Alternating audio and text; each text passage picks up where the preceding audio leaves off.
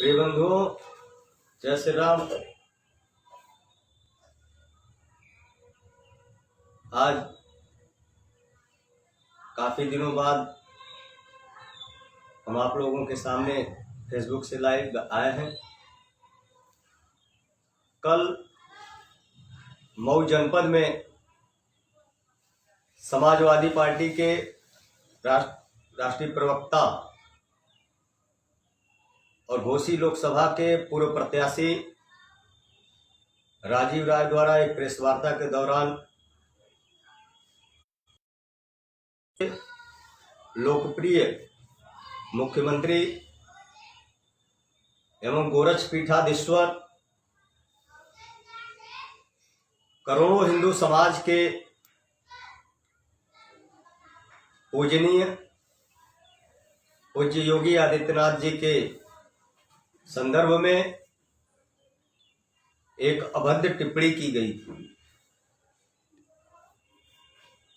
गिर जाना ये बड़ा दुखद है। समाजवादी पार्टी जब से सत्ता से बाहर हुई 2017 में अपने कुकर्मों की वजह से बाहर हुई और इसी तरीके के बयानबाजी से और लूट खसोट, भ्रष्टाचार, अपराध को बढ़ावा देना आदि अनेक मुद्दों के कारण समाजवादी पार्टी 2017 में सत्ता से बाहर हुई। सत्ता से बाहर होने के बाद समाजवादी पार्टी का हर कार्यकर्ता, समाजवादी पार्टी का चाहे वो राष्ट्रीय अध्यक्ष हो, चाहे उसके प्रवक्ता हो, चाहे समाजवादी पार्टी के नेता हो, चाहे जो भी हो, सभी लोग पागलपन के शिकार हो चुके हैं। इन लोगों को व्यक्तिगत जाकर कहीं ना कहीं किसी पागल खाने में किसी पागल के डॉक्टरों से अपना इलाज करवा लेना चाहिए। इनके पूर्व राष्ट्रीय अध्यक्ष श्री मुलायम सिंह यादव जी अनेकों बार उत्तर प्रदेश के मुख्यमंत्री रहे। उसके बाद समाजवादी और संवैधानिक पदों पर बैठे हुए व्यक्ति के खिलाफ अभद्र टिप्पणी करना ये आपकी निम्न स्तर की राजनीति को दर्शाता है। उसके साथ साथ ये राजीव राय के द्वारा पूज्य योगी आदित्यनाथ जी के खिलाफ अभद्र टिप्पणी इसलिए की जाती है और समाजवादी पार्टी के लोगों के द्वारा अभद्र टिप्पणी इसलिए की जाती है क्योंकि पूज्य योगी आदित्यनाथ जी एक संत हैं, गोरक्षपीठाधीश्वर हैं और हिंदू धर्म से जुड़े हुए हैं। ये सबसे बड़ा कारण है समाजवादी पार्टी के लोगों द्वारा पूज्य योगी आदित्यनाथ जी पर लगातार निशाना और अभद्र टिप्पणी करना, क्योंकि समाजवादी पार्टी की मानसिकता शुरू से ही और प्रारंभ से ही, चाहे श्री मुलायम सिंह यादव जी के कार्यकाल रहा हो, चाहे अखिलेश यादव जी का कार्यकाल रहा हो, इन लोगों का कार्यकाल पूर्ण रूप से हिंदू विरोधी कार्यकाल रहा। और इन्हें सबसे ज्यादा छटपटाहट यही है कि उत्तर प्रदेश की गद्दी पर एक संत विराजमान है और उत्तर प्रदेश को राम राज्य की तरफ ले जाने का काम कर रहे हैं। यही इन लोगों के यहाँ सबसे बड़ी इन लोगों को परेशानी है और इसी परेशानी में, इसी छटपटाहट में ये लोग पागलपन के शिकार होते चले जा रहे हैं।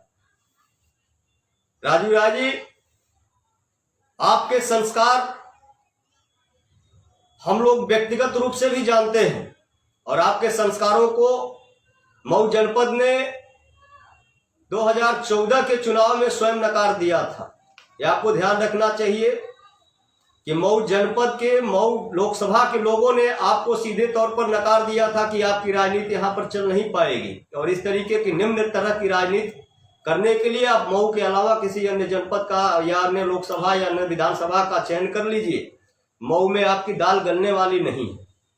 इसलिए सीधे तौर पर आपको चेतावनी दी जा रही है कि इस तरीके के आप अपशब्दों का चयन करना, वो भी संवैधानिक पद पर बैठे हुए, चाहे मुख्यमंत्री जी हो या प्रधानमंत्री जी हो या फिर राष्ट्रपति जी हो या फिर राज्यपाल महोदय, किसी के खिलाफ अभद्र टिप्पणी करने से आप बचें, अन्यथा आपको आपकी भाषा में भी जवाब देने का काम हिंदू वाहिनी जनपद मऊ कर सकती है। इसलिए आपसे विनम्र ये निवेदन भी है, हम लोगों की चेतावनी भी है कि इस तरीके से पूज्य योगी आदित्यनाथ जी के खिलाफ टिप्पणी करना आप बंद करिए और अपनी सस्ती और निम्न स्तर की राजनीति आप जो है किसी अन्य लोकसभा क्षेत्रों में या फिर अन्य चीजों में लगाए तो अच्छा होगा। आपके संस्कार कितने अच्छे हैं, आप पैसे के कितने भूखे हैं, इस बात को आपको जानने वाले जितने लोग हैं वो सभी लोग जानते हैं। पैसे के ही लालच में आपने एक क्रिश्चियन लड़की से शादी किया था। इस बात को ध्यान में रखना चाहिए। आप पैसे के लिए एक क्रिश्चियन लड़की से शादी कर सकते हैं, अपने धर्म को भूल सकते हैं, अपने समाज को भूल सकते हैं, तो आपकी राजनीति और आपका व्यक्तिगत जीवन क्या हो सकता है ये सभी लोग जानते हैं। समाजवादी पार्टी इस तरीके के लोगों को, चाहे हिंदू धर्म पर जो व्यक्ति जितनी ज्यादा टिप्पणी कर सकता, समाजवादी पार्टी के लोग, समाजवादी पार्टी के बड़े नेता इन सभी लोगों को बढ़ावा देते हैं। राजू राय जी ने कल कहा था कि मऊ का जिला प्रशासन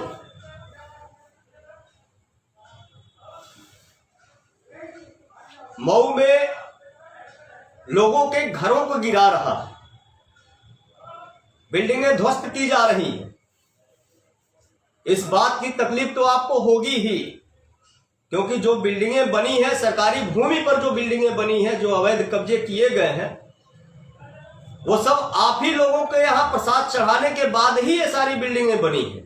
जो सरकारी भूमि थी, जो गरीबों की जमीन, जब गरीबों को जमीन मिलनी चाहिए थी, उन जमीनों पर उन लोगों ने, भूमाफियाओं ने आप ही के ऊपर चढ़ावा चढ़ाकर, आप ही के समाजवादी पार्टी के नेताओं के ऊपर चढ़ावा चढ़ाकर ही और मुख्तार अंसारी जैसे लोगों के साथ जुड़कर ही इन लोगों ने सरकारी भूमियों पर कब्जा किए। पूज्य योगी आदित्यनाथ जी ने स्वयं शपथ लेते ही कहा था कि उत्तर प्रदेश को हम अपराध मुक्त प्रदेश बनाएंगे, भूमाफियाओं के खिलाफ एक अभियान चलाएंगे। ये सत्य है कि 2017 के बाद 2022 का समय आ रहा है। 2017 से 2022 तक आप लोगों की बेरोजगारियों को हम लोग समझ सकते हैं, क्योंकि जितने लोगों को आशीर्वाद स्वरूप में आप लोगों ने सरकारी भूमि पर कब्जा करवाया था, उन्हीं जमीनों को पूज्य योगी आदित्यनाथ जी की सरकार के द्वारा और उन्हीं के निर्देश पर जिला प्रशासन खाली करा रहा है। मऊ में एक भी गरीब ये नहीं कर सकता है कि किसी गरीब या किसी एक भी व्यक्ति का जिसका कागज सही हो, जो वास्तव में उस जमीन का मालिक हो, उसकी जमीन पर किसी प्रशासन के लोगों ने उस जमीन को खाली करवाया हो या उसको प्रताड़ित किया हो। प्रताड़ित तो वही हो रहे हैं और होना भी चाहिए जो लोग मुख्तार अंसारी जैसे माफियाओं के संरक्षण में रहकर अकूट संपत्ति मऊ जनपद में बनाने का काम किए थे। मुख्तार अंसारी जैसे अपराधियों का मदद करते थे, मुख्तार अंसारी के संरक्षण में गरीबों की भूमि को, सरकारी जमीन की भूमि पर अवैध कब्जा करते थे, उन सभी लोगों पर कार्रवाई हो रही। इस बात की भी तकलीफ आपको होना था और वो तकलीफ आपके सामने, आपका जो है, आपके जो प्रेस वार्ता आपने की थी उसमें आप ये तकलीफ हम लोगों को, सभी लोगों को देखने को मिली। जब उत्तर प्रदेश के अंतर्गत अपराधियों पर कार्रवाई होती है, माफियाओं पर कार्रवाई होती है, भूमाफियाओं पर कार्रवाई होती है, तो सबसे ज्यादा अगर तकलीफ किसी को होती है तो समाजवादी पार्टी के लोगों को तकलीफ होती है, क्योंकि ये सारे अपराधी, सारे भूमाफिया, सारे भ्रष्टाचारी, ये सब समाजवादी पार्टी की ही देन है और समाजवादी पार्टी के ही नेता है, समाजवादी पार्टी के ही द्वारा प्रश्रय दिए हुए लोग हैं। इसलिए समाजवादी पार्टी के लोगों को माफियाओं पर जो कार्रवाई हो रही है उसकी तकलीफ होना लाजमी है, वो तकलीफ तो इन्हें होगी ही। दूसरी, पूज्य योगी आदित्यनाथ जी के द्वारा 2017 से हम 2020 के अंतिम में हैं, लगभग 3.5 वर्ष से अधिक का समय बीत गया है। जो 14 वर्षों में सपा और बसपा की सरकारों ने नहीं कर, जो उत्तर प्रदेश में नहीं कर पाए, उसको पूज्य योगी आदित्यनाथ जी ने अपने लगभग, अभी 4 साल पूरा भी नहीं हुआ, 3.25 साल हुआ होगा, 3.25 साल के ही कार्यकाल में उसकी दूनी क्षमता के साथ और दूनी स्थिति में हर क्षेत्र में उन्होंने काम किया। उत्तर प्रदेश में फिल्म इंडस्ट्री कोई सोच भी नहीं सकता था। एक बड़ी सोच के साथ उत्तर प्रदेश में फिल्म इंडस्ट्री लगाने का काम पूज्य योगी आदित्यनाथ जी द्वारा किया जा रहा है। इससे उत्तर प्रदेश के साथ साथ उत्तराखंड, बिहार, इन सभी राज्यों के जो कलाकार हैं,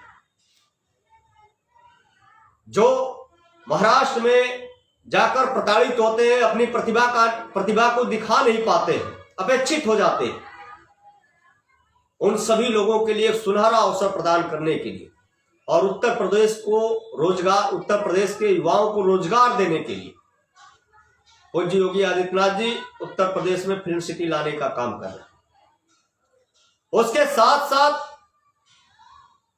समाजवादी पार्टी के लोगों को शर्म आनी चाहिए कि समाजवादी पार्टी के कार्यकाल में जहां उद्योगपति यहां से पलायन करते थे, उद्योगपति भागकर दिल्ली, बंबई, अनेक अन्य राज्यों में जाकर अपना उद्योग लगाते थे, आज वो सभी उद्योगपति चाहे अपने देश के हो चाहे विदेश के हो, बड़े मजबूती के साथ, बड़े बजट के साथ उत्तर प्रदेश में निवेश करने के लिए तैयार है। इसलिए क्योंकि जो समाजवादी पार्टी के जो गुंडे माफिया थे, उन माफियाओं को योगी जी ने ऐसी जगह भेजा है जहां वो जाना नहीं चाहते थे। हम वो दिन नहीं भूल सकते हैं कि जब मुख्तार अंसारी जैसे माफिया, अतीक अहमद जैसे माफिया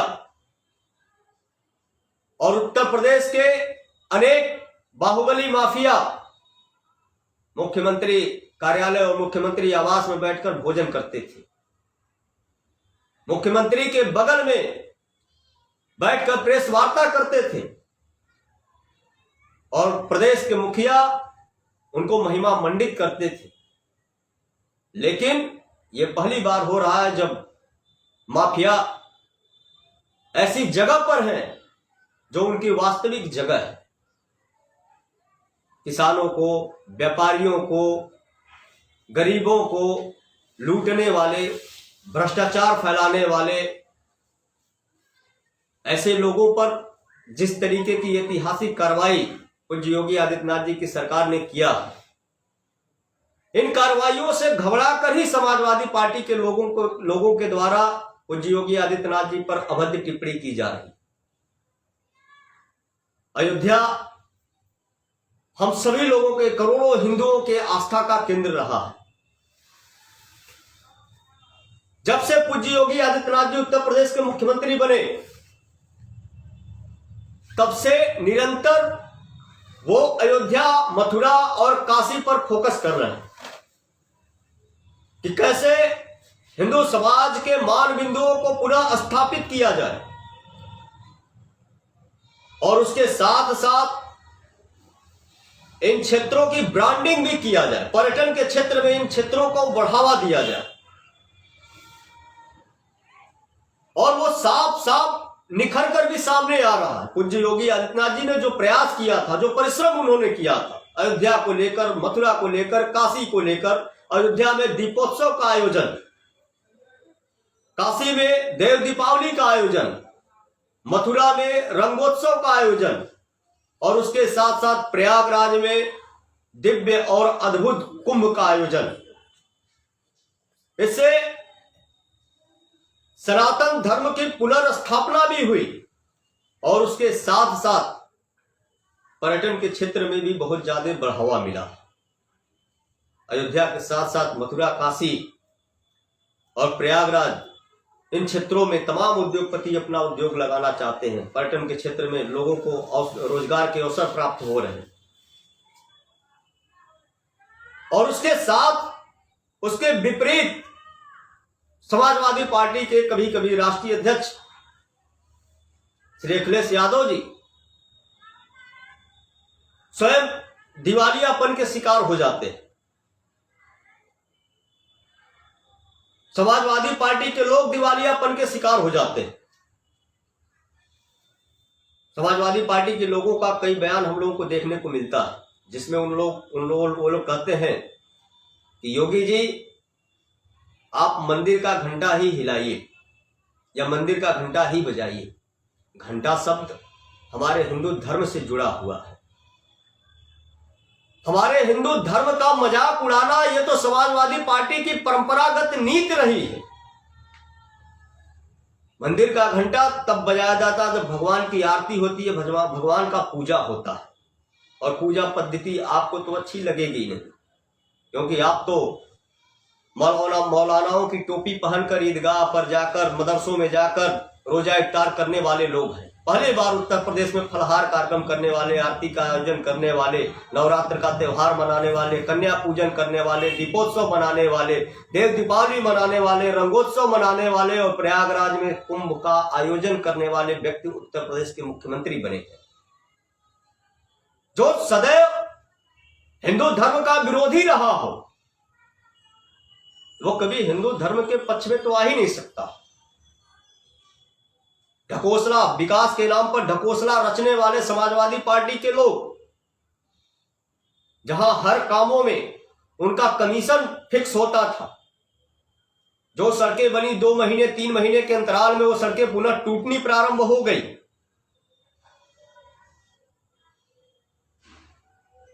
आज पूज्य योगी आदित्यनाथ जी की सरकार में कहीं 1 पैसे का कोई कमीशन खोरी नहीं है। सारी व्यवस्था ऑनलाइन कर दी गई। गुणवत्ता के आधार पर सारे कार्य कराए जा रहे हैं। जहां शिकायतें आ रही उन सभी लोगों के खिलाफ कार्रवाई भी हो रही।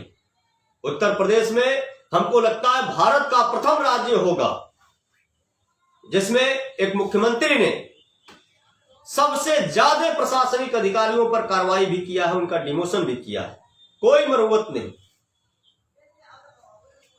चाहे वो भारतीय जनता पार्टी का कार्यकर्ता ही क्यों ना, भारतीय जनता पार्टी का विधायक ही क्यों ना, कोई भी हो, कोई भेदभाव नहीं। गुणवत्ता के साथ, विकास के साथ कोई समझौता ही नहीं।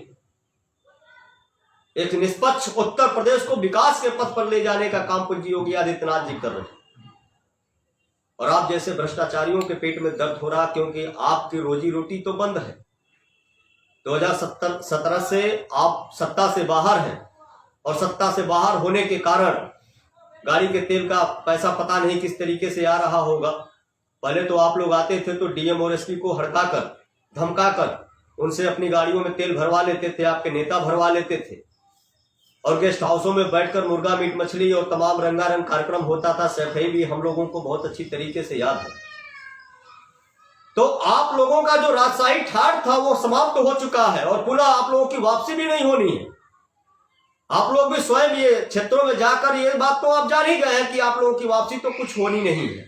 उत्तर प्रदेश 2022 में भी फिर एक बार योगी सरकार का ही नारा लेकर चलेगा और उत्तर प्रदेश इस बात को स्वीकार कर लिया कि हमारे अनंत समय तक, जब तक पूज्य योगी आदित्यनाथ जी महाराज जी की इच्छा है, तब तक वो उत्तर प्रदेश के मुख्यमंत्री रहेंगे। इसे कोई माई का लाल हटा नहीं सकता। इसमें भगवान श्री राम का आशीर्वाद है, गुरु गोरक्षनाथ जी का आशीर्वाद है और उत्तर प्रदेश की जनता का आशीर्वाद पूज्य योगी आदित्यनाथ जी के साथ।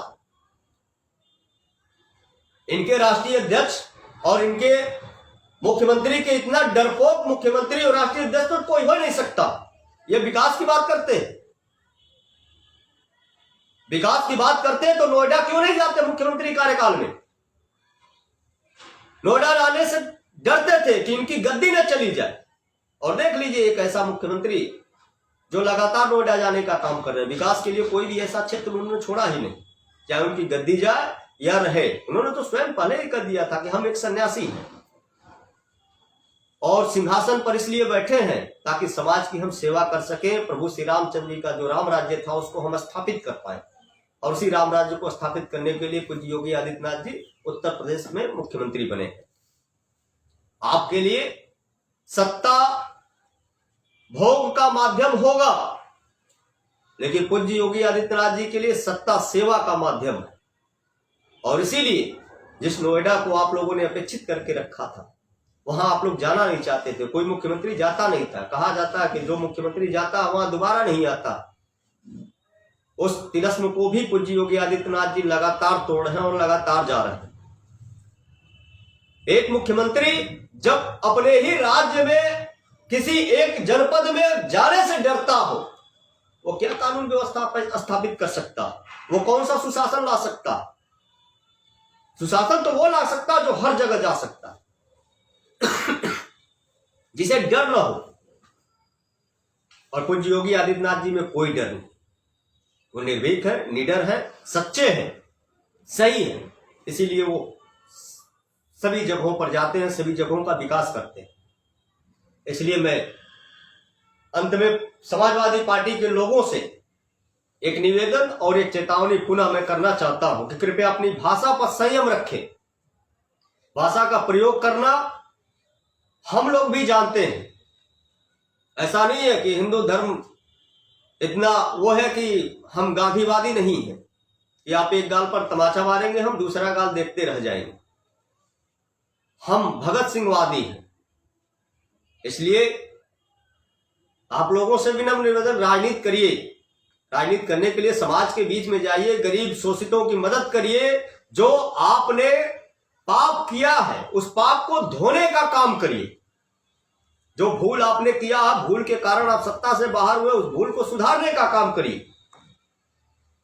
संवैधानिक पद पर बैठे हुए और खास तौर पर जो हिंदू धर्म से जुड़ा हुआ व्यक्ति हो, उस पर टिप्पणी करने से बचिए। हिंदू समाज इतना अपंग नहीं है, हिंदू समाज बहुत मजबूत स्थिति में है। आप ये मत रखिए कि आपके 10 चंगड़े जो है आपके अगल बगल में बैठे हुए हैं और वो आपकी बातों का समर्थन करते हुए नजर आ रहे हैं। वो समर्थन 2017 में चला था और वो समर्थन ने आप लोगों को ऐसा तमाचा मारा कि फिर आप लोग 5 साल के लिए बहिर्गमन हुआ और अगले लगता 15-20 सालों तक आप लोगों की वापसी तो होनी नहीं है। इसलिए कहीं ना कहीं इन 15-20 सालों का जो अवसर आप लोगों को प्राप्त हो रहा, उन अवसरों में जाकर कम से कम किसी पागल खाने में अच्छी तरीके से दवा इलाज कराकर योग करके अपने आप को स्वस्थ करके जनता के बीच में जाइए और सकारात्मक राजनीति का एक मार्ग प्रशस्त करिए। सभी लोगों को धन्यवाद। जय श्री राम।